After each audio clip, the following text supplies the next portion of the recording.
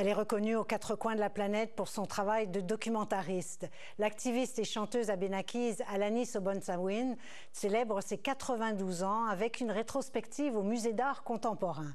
On y redécouvre une artiste multidisciplinaire qui, toute sa vie, a lutté pour les droits des peuples autochtones et des enfants de ces communautés. Le reportage de Louis-Philippe Ouimet. Et quand il raconte que les Blancs sont allés découvrir les pays, il y avait toujours un Indien devant qui lui montrait le chemin. Et on a oublié de mentionner ça. Toute sa vie, Alanis Obonsawin aura cherché la vérité et la réconciliation.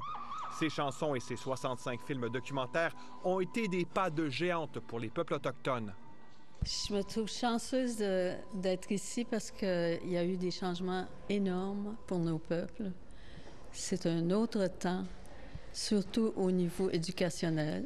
Pendant que, quand on était jeune, on se faisait punir si on parlait notre langue. L'exposition rétrospective intitulée « Les enfants doivent entendre une autre histoire » montre le chemin parcouru par Alanis Obonsawin, une artiste abénaquise née au New Hampshire, mais qui a grandi à Odanak, situé entre Sorel et Trois-Rivières. Son œuvre est un appel à lutter contre notre pire ennemi, la haine. Laisse pas rentrer la haine dans ton cœur. C'est le pire ennemi du monde, ça. Parce que quand tu as le droit d'haïr, tu peux faire n'importe quoi. Parce que tu as le droit. Mais c'est pas comme ça, la vie. Cette toute première rétrospective, déjà présentée à Berlin, Vancouver et Toronto, rassemble des extraits d'entrevues, des dessins, des photographies et des films importants pour l'ONF, dont les événements de Restigouche et Kanesatake, 270 ans de résistance.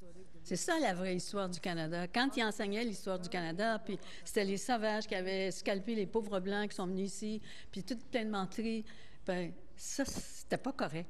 C'est pour ça que je suis ici, c'est pour ça que je suis venue. Parallèlement à cette exposition, l'artiste algonquine de renommée internationale, Caroline Monet, a créé cette murale enchantée, tout un hommage pour Alanis Obonsawin.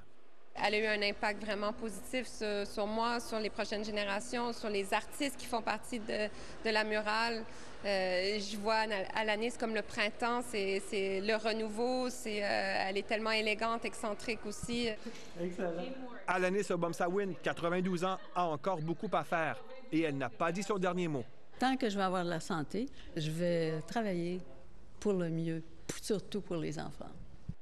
Cette rétrospective essentielle est présentée jusqu'au 26 janvier 2025 au Musée d'art contemporain situé Place Ville-Marie.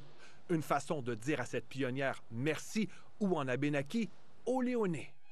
Ici, Louis-Philippe Ouimet, Radio-Canada, Montréal.